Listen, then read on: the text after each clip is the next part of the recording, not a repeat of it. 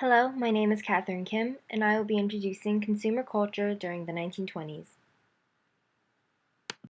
Before we look into the changes of consumer culture, it is important to know what caused these drastic changes. The first cause of this change was the development of the assembly line. After Henry Ford had developed the assembly line, mass productions dominated the market. Products were ready-made in large numbers, distributed over the nation. Not only did this make products more approachable, but it also made them cheaper as well. Thus, customers were now encouraged to start shopping more, and the increase of supply and demand naturally led to a boom in the market. The influence of flourishing businesses was significant as well.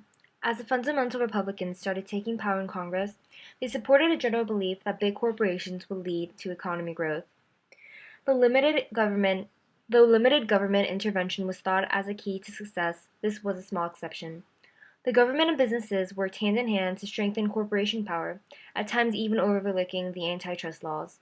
Thus, businesses had more power to increase their efficiency and productivity to appeal to their customers, leading to an increase in sales. Another cause was more credit. Heading into the 1920s, credit was more available to Americans. People used this credit to buy all the new products pouring into the market. Even when there was a stretch in money, people would use their credit to make purchases. Thus, people were willing to buy more products, often in a reckless manner. This would later on lead to the Great Depression, when the credit became debt after the fall of the economy because people were incapable of paying the money off.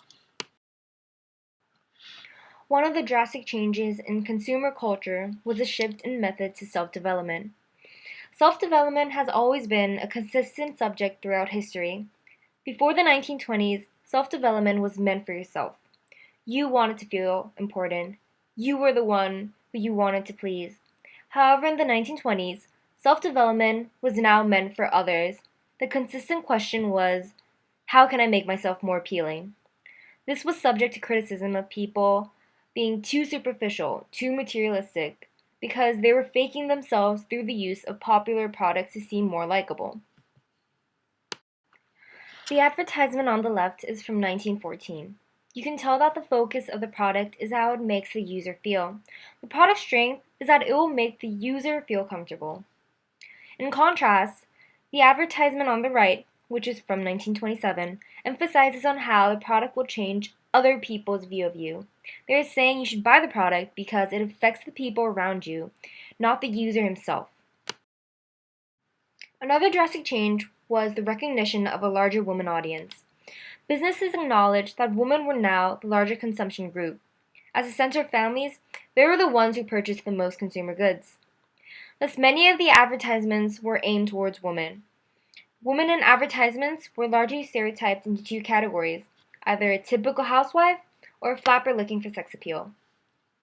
In the two given advertisements, the one on the left stereotypes women as a dainty little housewife, while the other embodies them as a sexual object.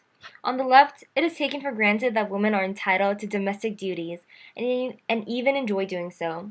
It is the business's role to help their chores out by promoting efficient products. On the right, the advertisement focuses on the sexual entitlements to women. They are expected to look pretty and want to look pretty. Thus, they should buy products that will intensify their beauty. There was also an increased emphasis on personal pleasure during the 1920s. The 1920s was an era of prosperity. Life was easier when you didn't have to constantly worry about bills or starving to death. On the contrary, people started to have more time to concentrate on their own pleasures. As many have seen in the novels such as The Great Gatsby, a large number of youths lived under the motto of enjoying life and partying. People started to spend more on movies, sports, beauty products, music, and performances. And now, providing entertainment was now a legitimate reason to promote a product. As seen in the left advertisement, people are now urged by corporations to pursue pleasure, extend their experiences, and observe beauty. Traveling to another country was now possible with the development of airplanes, and what better way would there be to enjoy oneself than going on a good vacation? Women's search for personal satisfaction through fashion and beauty is also evident in the advertisement on the right. Flappers, who are the epitome of pleasure seekers, cover the image as the corporations poke women's desire for beauty. Before I close off, I would like to note why consumer culture was so significant. The economy was innovated. a change for the better. Many of the changes brought in then are still used in the present, such as mass production.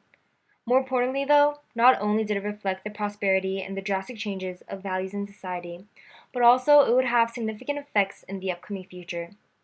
The overspending would come back to bite Americans with the Great Depression.